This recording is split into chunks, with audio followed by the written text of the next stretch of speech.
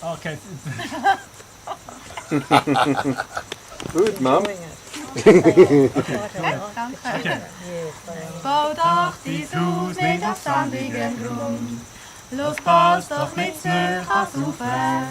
Es kann ja sein, dass Jesus sieht, aber bringen tut's das nicht. Du baust nämlich so ein Haus nochmal.